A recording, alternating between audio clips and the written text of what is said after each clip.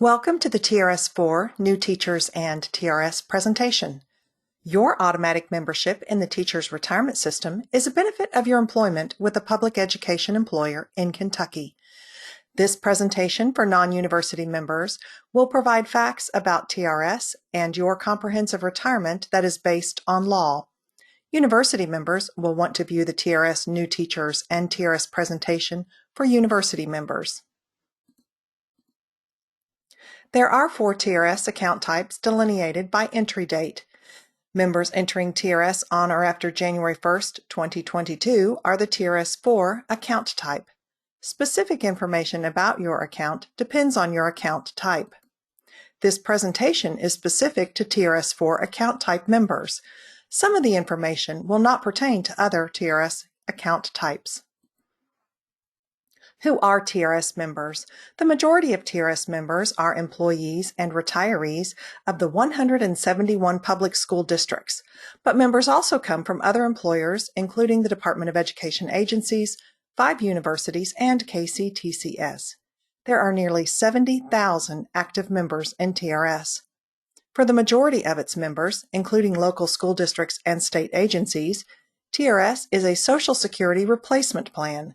These members do not pay into Social Security. University members pay into Social Security and TRS and will receive both benefits when eligible.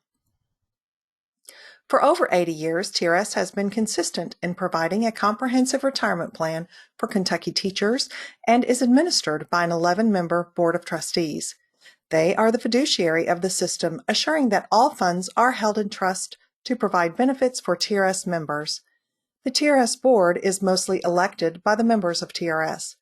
The trustees include the 7 elected members, the Kentucky State Treasurer, the Kentucky Education Commissioner, and 2 gubernatorial appointees who have financial experience. Here are the current members of the TRS Board of Trustees. They are the fiduciary in trust of the contributions made by you and the state or the employers. They make decisions about how money will be invested, so when you retire, you will have a lifetime pension benefit. Each trustee is legally bound to do what is in the best interest for members and the state. TRS members are entitled to vote for the elected board members. It is important you have a say who is on the TRS board. The trustees, elected for more than 82 years by TRS members, have established successful policies for TRS. In April, vote electronically for your board trustee through Pathway, or if not electronically, vote in May on a paper ballot that will be mailed to you. Be sure to return your ballot by May 31st for your vote to be counted. Teachers Retirement System offers members a comprehensive retirement plan. As a member of TRS, you are working toward a benefit that includes a foundational benefit component, which is a lifetime annuity, and a supplemental benefit component, which is a retirement savings beyond the foundational. Both are mandatory by law, but the supplemental component has an option to include additional voluntary contributions. With fewer employers offering pensions, you're very fortunate to have this benefit. A pension is a monthly payment you will receive when you retire. You will receive that monthly payment for your lifetime, regardless of how long you live. Because new teachers are continually joining the system and contributing, there is what's called a pool of longevity risk, a cycle that keeps the system solvent and allows TRS to invest money for the long term. You do not have to spend your time and energy managing your retirement account. It is managed professionally for you by the TRS investment team. Also, you are working toward eligibility that will allow access to the TRS group health insurance. And you have a TRS life insurance benefit of $5,000 right now as an active member. As a school district employee, you do not pay into Social Security.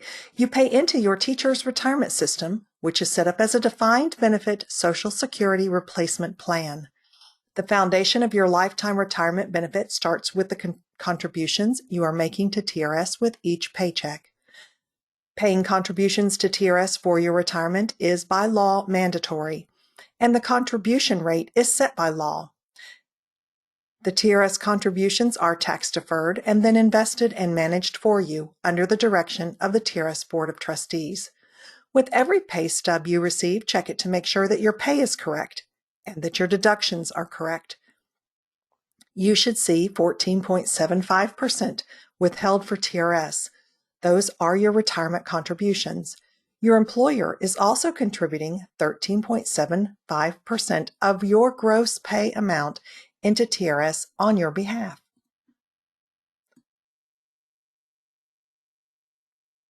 The mandatory 14.75% of your gross salary comes to TRS and is used for you in three ways. 9% goes toward your foundational benefit, 2% goes toward your supplemental benefit, and 3.75% goes toward the Retiree Health Trust Fund. The foundational benefit receives 9% of your contributions, which is the basis for your lifetime annuity, and the foundational benefit receives an additional 8% from the employer. The foundational benefit is a defined benefit that has a set formula for calculating your lifetime annuity. The formula, in part, is based on the multiplier, which includes the age and possibly career factors, as well as the final average salary, an average of your highest 5 career salaries. Then once retired, your annuity will receive an annual cost of living adjustment. The mandatory supplemental benefit receives 2% of your contributions, as well as 2% contribution from your employer. With 5 years of creditable service in TRS, the employer contributions to the supplemental are refundable along with the employee contributions. Interest for the supplemental benefit is determined by the rolling 5-year average of the 30-year U.S. Treasury bond. Interest is applied to the supplemental benefit June 30th of each year. There are options at the time of retirement for when and how to distribute the balance of your supplemental benefit. The third component of a TRS-4 retirement is the voluntary contributions. You can choose to voluntarily add additional contributions to your supplemental benefit for additional savings throughout your career. Voluntary contributions can be made to the supplemental benefit by you or the employer, including but not limited to lump sum payouts. As part of the supplemental benefit, interest for any voluntary contributions is also determined by the rolling 5-year average of the 30-year U.S. Treasury bond. Interest is applied to that supplemental benefit June 30th of each year. And then when you retire, there are options at the time of retirement for when and how to distribute the supplemental benefit balance, including those voluntary contributions. The inviolable contract protects your retirement. For the TRS-4 member, once a benefit has been earned, it cannot be taken away. If the TRS board has the need to implement any risk controls for funding, they would only apply prospectively. The possible risk controls that could be implemented at any time by the TRS board would only be used as needed if the funding for the foundational benefit falls below 90%. These risk controls would be used to maintain the stability of the retirement system and protect its members. These risk controls include, but are not limited to, using assets from the reserve account, rolling future required supplemental contributions to the foundational benefit, adjusting interest for the foundational benefit, adjusting the age and/or career factors used in the benefit calculation, or adjusting the annual COLA for the foundational benefit. As a comprehensive retirement plan, TRS offers benefits to active members. Disability benefits are available if you were to become disabled. If you were to die while actively teaching, there are possible survivor benefits. And again, you have a $5,000 life insurance benefit right now through TRS. In the event of your death before retirement, your spouse, if you are married, or any surviving dependent children could be eligible for survivor benefits through TRS. If you are married or get married, your spouse is automatically the beneficiary for your account unless you have named someone else as the beneficiary after your marriage. A spouse's signature is required by law if they are not named as the primary beneficiary. Naming someone other than your spouse as the primary beneficiary could eliminate your spouse from possible survivor benefits, including an annuity or access to health insurance. For the spouse, the benefit is based on your age and years of experience at the time of your death. As a retiree, your foundational benefit provides a lifetime annuity that includes a 1.5% cost of living adjustment. The supplemental benefit with various distribution options, including annuitizing it with or without a COLA, a $10,000 life insurance benefit when you retire, and access to the health insurance after 15 years of service. The bedrock for the retiree health insurance plan is shared responsibility, which now is in its second decade. Shared responsibility is the medical insurance funding that came about in 2010 with House Bill 540. Everyone pays a little more for insurance so that retiree insurance will be available to TRS retirees. This fund is not a surplus fund, but it is pre-funding medical insurance. With the 2010 shared responsibility, you can see how the TRS Health Insurance Trust funding status has grown. Together, you, retirees, and the state are making it happen with contributions that are pre-funding access to medical insurance for retirees. Until 100% funding is reached, the Health Insurance Trust Fund has an obligation for benefits that will be paid over the next 26 years. Health insurance access and the percentage of the state supplement received towards that insurance cost is based on account type and years of experience, including non-refunded reciprocity service, which is service earned from one of the other state-administered retirement systems in Kentucky. All members, regardless of entry date, receive the full state supplement toward health benefit with 27 years of experience. Retiree insurance is not free, but reaching the full maximum state supplement paid toward the single insurance premium is certainly a retirement goal. Account type and service credit is what is used for determining access to health insurance and receiving a greater state contribution towards the cost of that insurance. These service credit milestones are small career goals that will impact what you pay for your health insurance in retirement.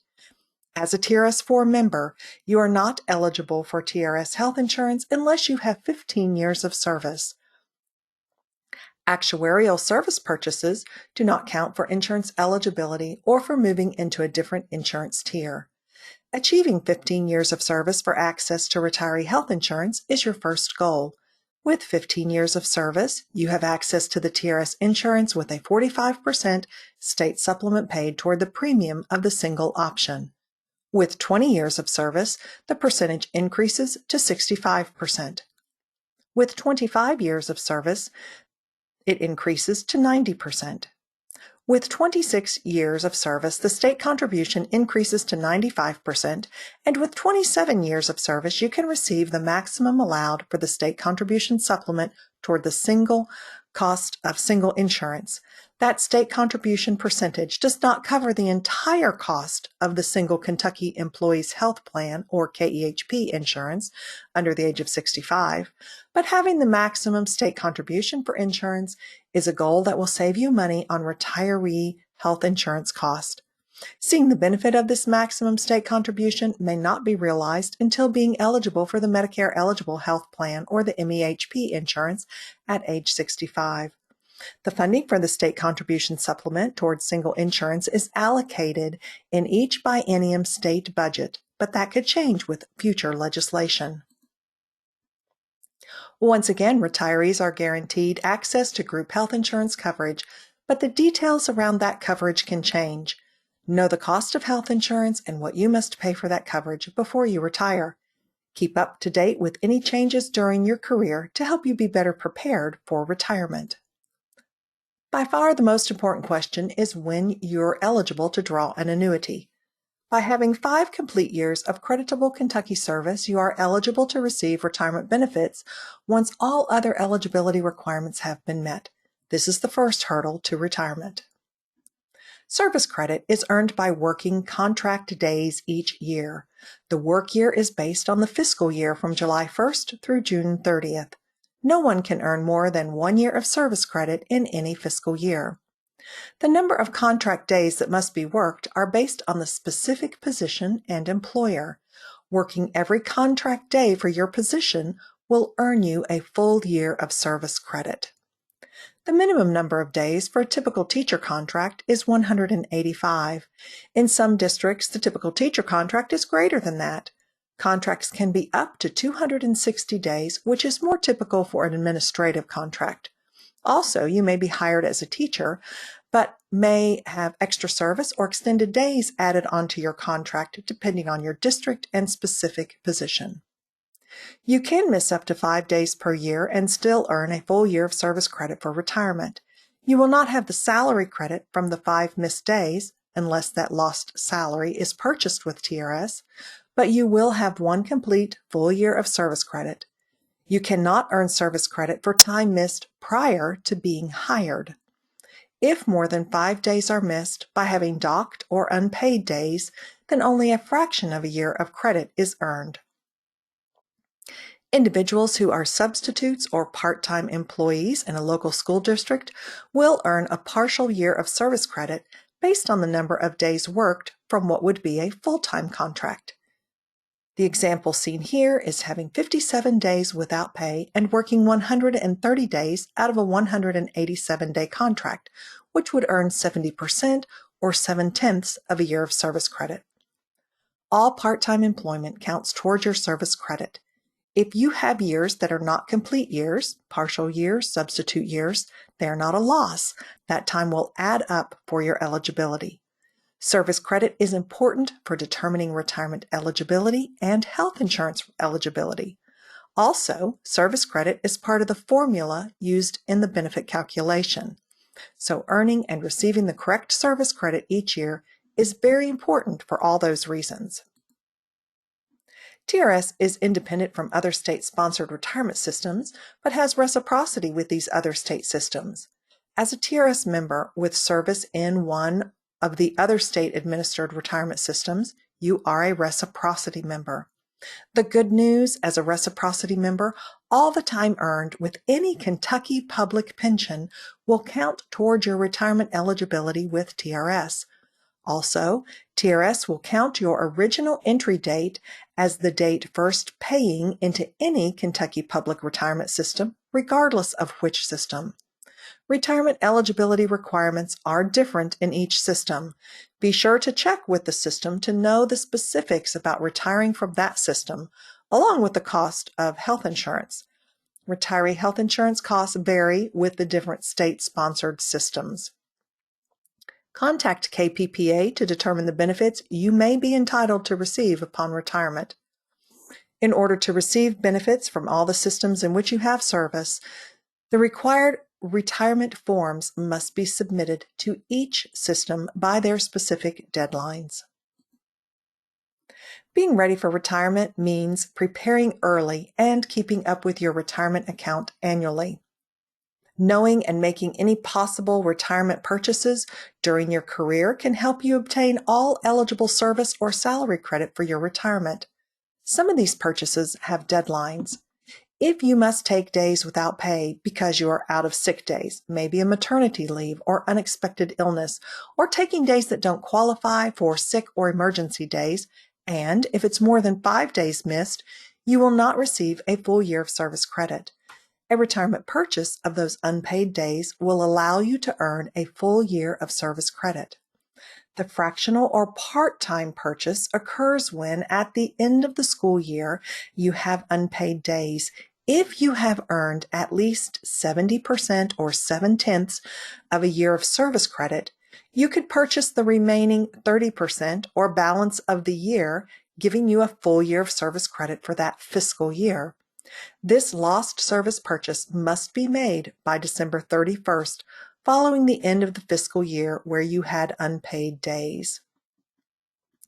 A current leave of absence would occur when at the end of a school year, you have taken a board-approved leave of absence without pay. You will have until June 30th of the next fiscal year to make that purchase of your unpaid leave. As a TRS-4 member, it is important to understand that making this purchase by the deadline is the most cost-effective way for you to purchase this missed time.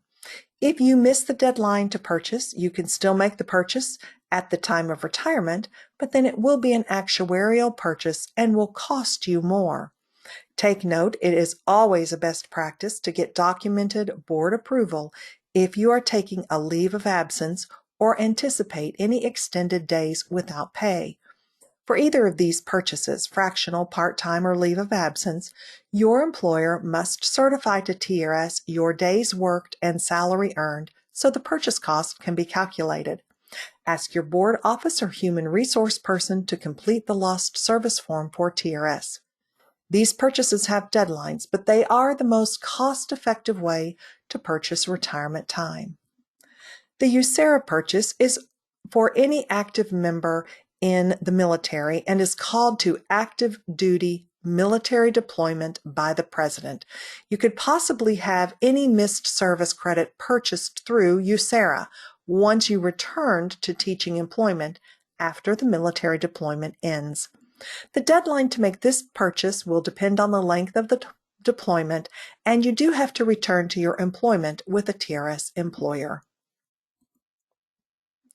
Any TRS-4 member who previously had an account with TRS but withdrew funds could reinstate those contributions plus interest along with the corresponding service credit and entry date once you have 1 year of service credit in the new account. This reinstatement could possibly change your account type and benefits. The purchases made at retirement are actuarial purchases and the most expensive types of purchases. The leave of absence that was not purchased by the deadline could be purchased at retirement as an actuarial purchase with proof that the leave was for educational, FMLA, maternity, or child-rearing reasons. If you take a board-approved leave of absence, you're encouraged to purchase that leave as a current leave of absence by that deadline. The non-qualified purchase has several limitations, including only purchasing up to 10 months of time if you have at least 26.17 years of service, but fewer than 27 years of service. If you have worked in another state and have service in another public retirement system, it is advised to inquire if and when you might be eligible to receive a benefit from that out-of-state retirement system. If you are not eligible to receive a benefit from the other state and would like to purchase your out-of-state service for TRS, there are specific forms for verification of that public teaching service. You, your former employer, and former retirement system all have a portion to complete on the TRS out-of-state service form. Upon certification of out-of-state public service, you could receive a cost and purchase that service credit for your TRS retirement if you choose. Making eligible purchases can help you achieve your retirement goals sooner. Go to the TRS website for more information on purchases. Being eligible to retire is a key career goal. TRS-4 members can retire their account at age 57 with 30 years of service, at age 60 with 10 years of service, or age 65 with 5 years of service. At age 57 with 10 years of service, the account can be retired with a penalty. There is a 6% penalty per year if you are under the age of 60 with fewer than 30 years of service. That penalty would not be greater than 18%. TRS-4 members cannot retire the account before the age of 57. I do not want to minimize the penalty here, so keep in mind retirement eligibility under age 60 with less than 30 years will include a penalty. Along with retirement eligibility, there are career milestones to consider that will impact your annuity. The career factor impacts the multiplier used in the annuity calculation. The career factor milestones are 20 years of service and 30 years of service. With 20 years of service, a career factor of 0.25% for each year will be added to the multiplier for the annuity calculation. This factor is added for each year up to 29.99 years of service. Once 30 years of service has been earned, the career factor becomes 0.5% for every year. This is the maximum career factor, and it will have a positive impact on your annuity because the 0.5% will be added to the multiplier for each year. The career factors are the same for university and non-university members. Your age at retirement can impact your annuity calculation. You must be at least age 57 to retire. Retiring after the age of 60 will increase the age factor used in the annuity calculation. The starting age factor, though different for university and non-university members, is constant from age 57 to age 60. The age factor will begin to increase at age 61 and increases incrementally to age 65. Starting at age 61, the age factor will increase 0.04% per year up to a total of 0.2% at age 65. The age factors increase monthly, are cumulative, and count for every year. Being age 65 at retirement will earn the greatest age factor used in that multiplier. The total multiplier is part of the annuity calculation and will be made up of the age and career factors put together.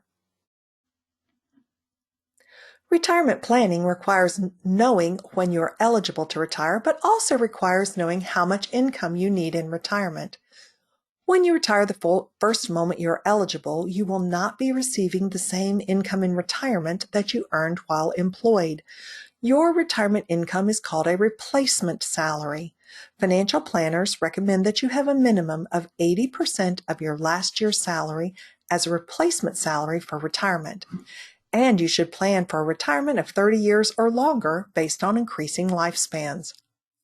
TRS wants all members to make informed decisions about when to retire.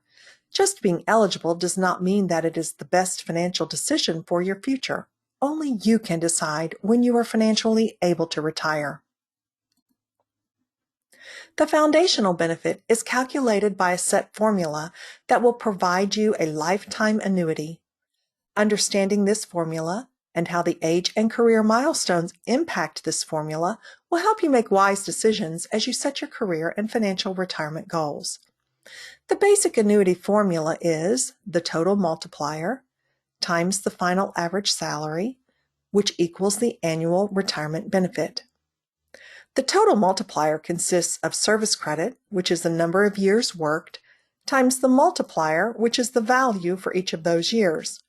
The value for each year will vary depending on your age and career factors. The final average salary is the average of the highest 5 career salaries. Let's take a closer look at career and age factors used in the multiplier. With 20 years of service, the career factor will kick in and an additional 0.25% per year to the multiplier for all years up to 29.99 years of service. Upon reaching 30 years of service, the career factor increases to 0.5% for all years. Retiring with 30 years will receive the greatest career factor used for the multiplier in the annuity calculation. Upon eligibility at age 57 and through age 60, non-university members have a constant factor of 1.7% for every year worked. Starting at age 61, that factor will increase monthly up to 1.9% at age 65. Retiring at 65 provides the greatest age factor. The greatest benefit is putting these two factors together at age 65 with 30 years of service. This is a sample chart that gives a closer look at the age factor. Non-university members retiring between the age of 57 and 60 will have an age factor of 1.7% for each year. The age factor added each year over the age of 60 is 0.04% per year. At age 61, the age factor for the multiplier increases by 0.04%, so you have 1.74% for each year. At age 62, the multiplier increases another 0.04% to 1.78%. At age 63, it increases to 1.82%. At age 64, the multiplier for each year is 1.86%. Then at age 65, the age factor is capped at 1.9% for all years. This chart is examples of the multiplier, putting the career and age factors together. Across the top are the examples of service years at 10, 20, and 30 years of service. Each example gives the multiplier for the years of service to show the impact of the career factor on the multiplier. On the left side are the increasing ages at retirement starting at age 57. This will show the impact of the age factor on the multiplier. With 10 years of service and between the ages of 57 and 60, the multiplier is 1.7% for each year. At age 60, there is no reduction in the benefit with 10 years of service, and there's no career factor with 10 years of service. By moving down the age rows on the left of the chart and increasing the retirement age, at age 61, the age factor starts to increase yearly by that 0.04%. Instead of a multiplier of 1.7%, the multiplier now becomes 1.74% for each year at age 61. Then, each year, there's an additional 0.04% increase in the multiplier up to age 65, earning a multiplier of 1.9% for each year. And these are the multipliers from 10 to 19.99 years of service, but it will be from all years of service up to 19.99 years of service. Also, the member at age 65 would use the 1.9% multiplier in the calculation formula, but starting with 5 years of service. With 20 years of service, the additional 0.25% career factor begins along with those age factors. So retiring at and between age 57 and 60 with 20 years of service, the multiplier, because of that career factor, is now 1.95% instead of the 1.7%. The career factor makes a significant difference without the addition of the age factors. But moving down the age rows on the left and increasing the retirement age starting at age 61, that age factor increases yearly by the 0.04%. So instead of a 1.95% multiplier at age 61, the multiplier becomes 1.99% for each year worked. Then the 0.04% increase each year up to age 65 gives the multiplier of 2.15% for each year. These are the multipliers used for up to 29.99 years of service. In either of these two examples, or any member retiring at age 57 to 59 with less than 30 years of service, there is going to be that reduction in their benefit. Once you hit age 60, that reduction would go away. Looking at the very last example with 30 years of service, the career factor increases again to that 0.5%. So retiring between the age of 57 and 60 with 30 years of service, the multiplier has now become 2.2% for each year. That 0.5% career factor is a significant milestone. 30 years at age 57 is eligibility with an unreduced benefit and gains the maximum career factor for the annuity calculation. Again, moving down the age rows on the left and increasing the retirement age starting at age 61, the multipliers increase yearly by the 0.04%. Instead of the 30 years at 2.2% multiplier at age 61, the multiplier becomes 2.24% for each year. That 0.04% increase each year up to the age of 65 gives the multiplier to 2.4% for each year. With 30 years of service, these are the multipliers used for each year from any age 57 to 65. The 20 and 30-year career milestones are extremely important.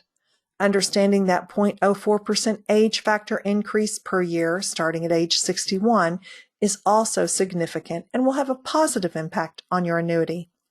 Increasing both the career and age factor will increase your annuity.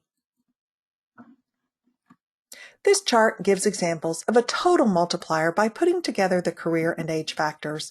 Across the top are the same examples, but with years of 5, 10, 20, and 30 years of service. And then looking across the top with our career factors and the multipliers, and then down the chart for the impact of the age factor on the multiplier. Starting with 5 years of service, retirement eligibility is at age 65. This allows the greatest age factor on the multiplier. So the multiplier is 1.9% for each year, giving us for 5 years of service the total multiplier at 9.5%. With 10 years of service between the ages of 57 and 60, the multiplier is 1.7% for each year. There is no career factor with only 10 years of service. Moving down those age rows, we can increase the retirement age. At age 61, that factor starts to increase, and instead of the 1.7, it becomes the 1.74 at age 61, giving us the total multiplier of 17.4%. All the way up to adding that 0.04% at age 65 with that multiplier at the 1.9% gives us the total multiplier of 19% for 10 years of service. With 20 years of service, the additional 0.25% career factor begins along with those age factors. So retiring between the ages of 57 and 60 with 20 years of service, the multiplier is 1.95% for each year, giving us a total multiplier of 39.8% for 20 years of service. Again, the career factor makes a significant difference even without the addition of the age factors. But moving down the rows and increasing the retirement age, starting at age 61, the age factor increases yearly by the 0.04%. So instead of a 1.95 multiplier at age 61, the multiplier becomes 1.99% for each year of work for a total multiplier of 39.8% for 20 years at age 61. Then going all the way up to age 65 for that multiplier of the 2.15%. If you have 20 years of service, your total multiplier is 43%. So you can see how the career factor and age factors both help as they increase. Looking at the very last column with 30 years of service, the career factor has increased to that 5%. Retiring between the ages of 57 and 60 with 30 years of service, the multiplier has become 2.2% for each year, and that total multiplier of 66% with 30 years of service. The 0.5% career factor is a significant milestone. 30 years at age 57 is eligibility with an unreduced benefit and gains the maximum career factor for the annuity calculation. Moving down the age rows on the left and increasing the retirement age starting at age 61, the multiplier starts to increase yearly by the 0.04%. Instead of the 2.2% multiplier for 30 years, at age 61, the multiplier becomes 2.24%, giving a total multiplier of 67.2%. That 0.04% increase each year up to age 65, giving that multiplier a 2.4% for each year, and the total multiplier with 30 years of service at 72%. The 20 and 30-year milestones are extremely important, and so is understanding the 0.04% age factor increase that starts at age 61. These factors are going to be seen in several examples. That's all part of the calculation formula to give an idea of the foundational benefit annuity amount. In this example, there are 30 years of service retiring at age 57, a full education career. Age 57 and 30 years is retirement eligible with an unreduced benefit. The age factor is 1.7% at 57, and the career factor is at its greatest career at 0.5%, making the multiplier for each year 2.2%, times the 30 years of service equals 66% for the total multiplier used in the calculation. If you have worked every year and started working before the age of 27, you most likely will have more than 30 years of service to use in the annuity calculation by age 57. That will only be a benefit to you. The final average salary is the average of the highest 5 career salaries. Typically, the highest salaries are earned at the end of a career.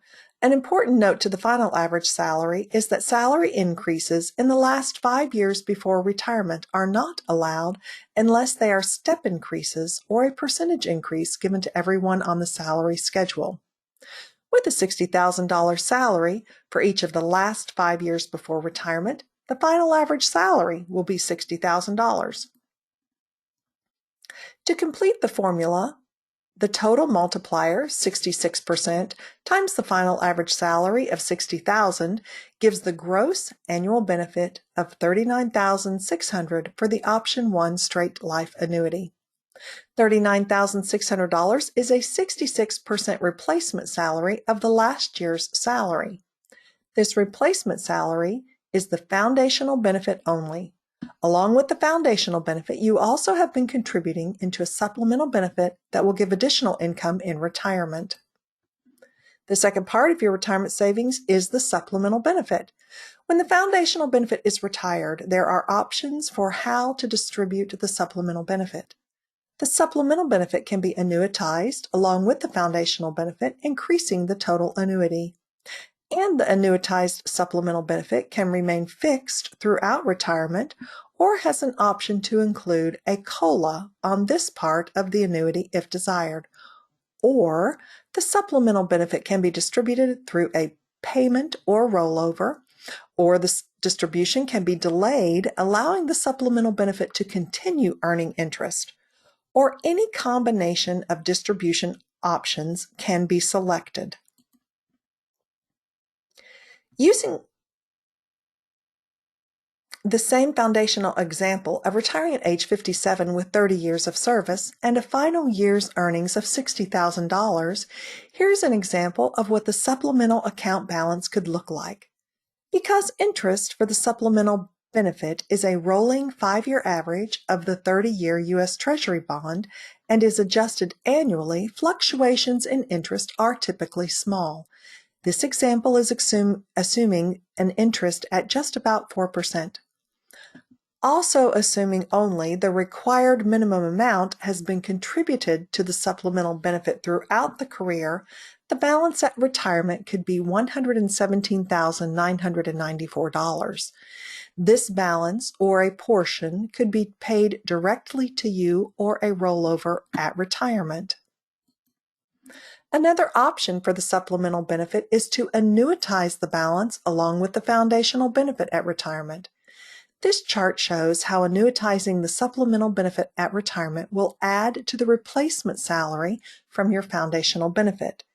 Retiring the foundational benefit at age 57 with 30 years and the straight life annuity option 1, the annual benefit was $39,600, a 66% salary replacement.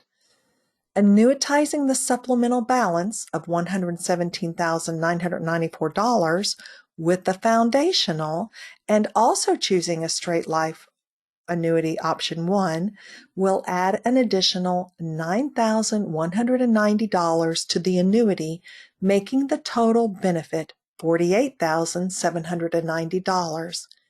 This adds 15% more to the replacement salary for a total salary replacement of 81%. In this example, the total monthly annuity would increase by $765 if the supplemental benefit were to be annuitized with the foundational. The example of supplemental balance could be different depending on the amounts actually contributed based on salary or adding voluntary contributions, the average rate of return of that 30-year Treasury bond, or by choosing to add a COLA to the annuitized supplemental.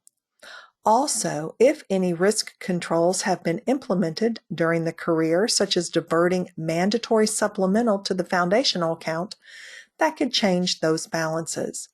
Any of these circumstances, the supplemental balance or annuitized amounts seen in the example could be very different. So throughout your career, keep up to date with TRS funding status and information. Retirement pitfalls can have a negative impact on your retirement income and your financial security in retirement. Although your retirement may be further down the road, Be aware of possible retirement pitfalls now, and it can save you in the future. Some pitfalls that negatively affect your lifetime annuity are retiring with a penalty, being under age 60 with fewer than 30 years. Plan your career to make sure you are not retiring with a penalty. Another pitfall is retiring before reaching a milestone for multipliers, either a career or an age factor, or before reaching a milestone for insurance, or not knowing the possible cost of your retiree health insurance in retirement. Having salary increases in the last 5 years before retirement and not understanding how to avoid those reductions isn't necessarily a negative, but it is a pitfall that you can avoid if you're aware of it. Most importantly, not having a retirement budget or trying it out before being stuck with an income that doesn't meet your financial needs in retirement. Let's look at some things that can help you achieve your retirement goals. Other than career milestones, there's some considerations that can help you get to the 80% replacement salary for retirement. One way is to increase your multiplier either through working more years to reach the greater career factor, getting to 20 years of service as a first goal, or 30 years of service, having the greatest career factor. Another way is increasing your age factor by retiring after the age of 61 up to age 65, which will increase your multiplier. A higher multiplier will positively impact the lifetime annuity you'll receive from your foundational account. Increasing your final average salary with a rank change, get your master's, a rank 1, or your doctorate. Have higher income on the salary schedule when you're working, earning more money during your career, having a higher final average salary when you retire, or making any possible purchases that could have a positive impact on your retirement annuity. Purchase the lost salary or service for retirement when possible before the deadline. And finally, to save more for retirement, you can add voluntary contributions into your supplemental benefit account through payroll deduction. That will increase the account balance in the supplemental account at the time of retirement. Then at retirement, you have the various options for disbursement of the supplemental benefit account. School districts have sick leave payout at the time of retirement for up to 300 unused remaining sick leave days. The sick leave payout can be a benefit to your retirement if you add it to your supplemental benefit at the time of retirement. Those sick leave days are there for you to take if you need them, but saving them and adding that payout to your supplemental benefit will only positively impact your supplemental account balance at retirement. Sick leave policy varies for universities and state agencies. If allowed, a university sick leave credit is typically capped at a half a year. Check with your Human Resources office to see if sick leave can be counted. Sick leave credit for state agencies also has a 300-day minimum that can be allowed at the time of retirement. The conversion of sick leave to service credit does not count towards years of retirement eligibility.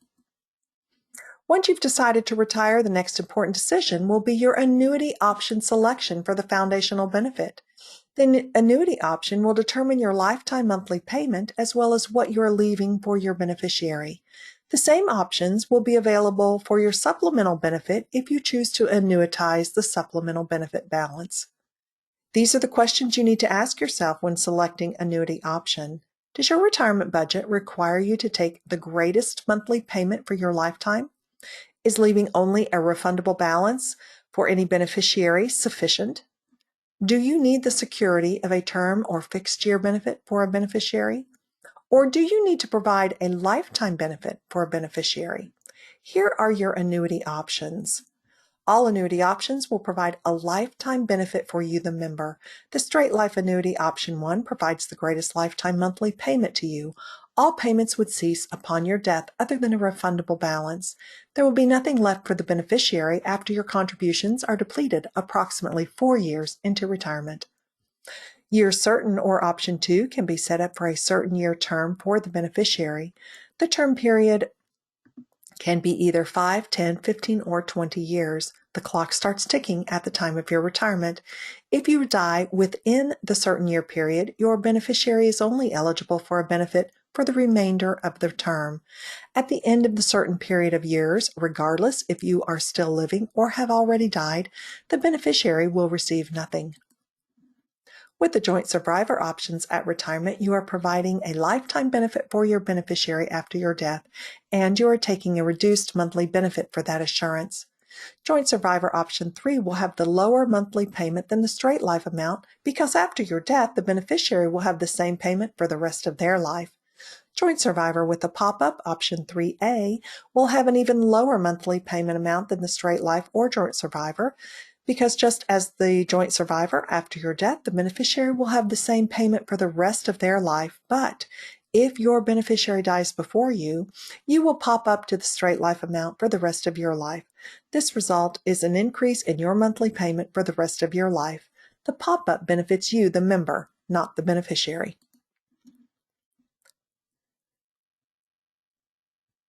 The either option of joint survivor with half to beneficiary option 4 or with the pop-up option 4A, your beneficiary will receive a lifetime benefit, but it will only be half of your monthly payment for the rest of your life. Because the option 4 joint survivor with half to beneficiary only provides half of your monthly payment to the beneficiary, your amount is less than the straight life option 1, but not as so far reduced as the joint survivor option 3 or 3A. Option 4A, joint survivor with half to the beneficiary or pop-up, will allow you, the member, to pop up to the straight life.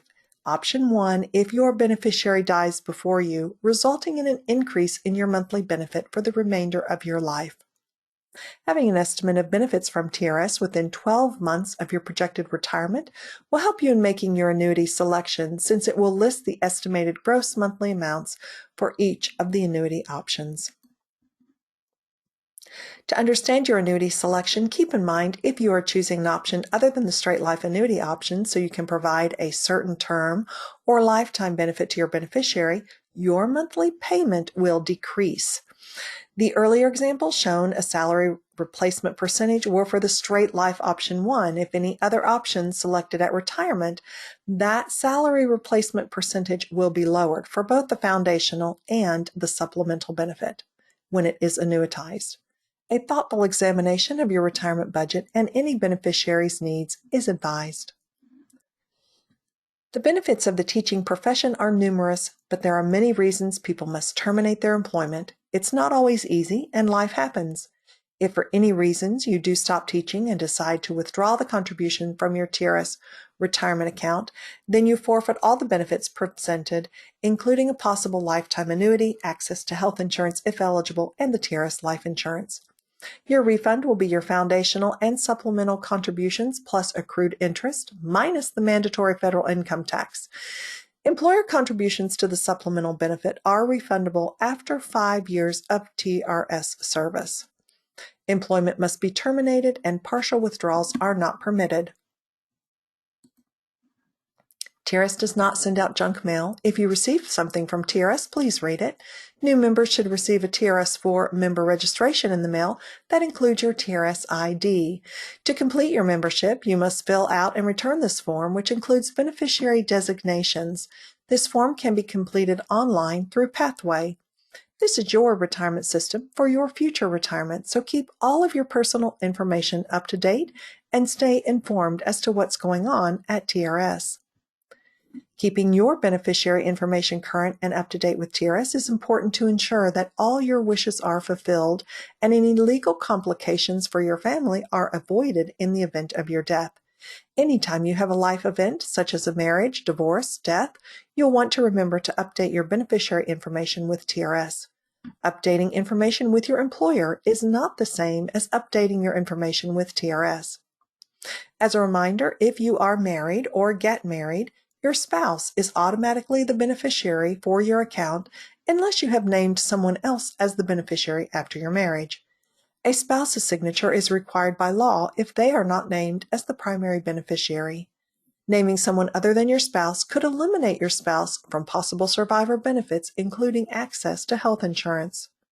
TRS has separate beneficiary forms for your account that includes the foundational and supplemental benefits and life insurance.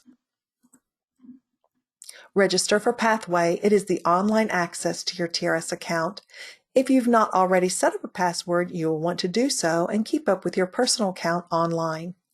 Registration directions can be found on the TRS website. TRS is using email more often to keep in touch and communicate information with members.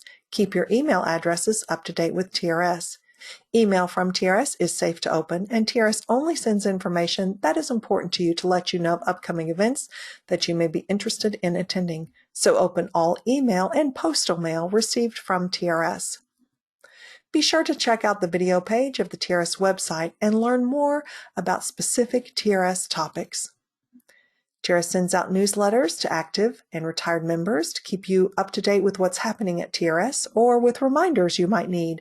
Keep it on file with your annual statement or read them online. Use the TRS website to reference information and stay informed with how TRS is doing business. TRS is on Facebook and Twitter, so like us on Facebook and follow us on Twitter.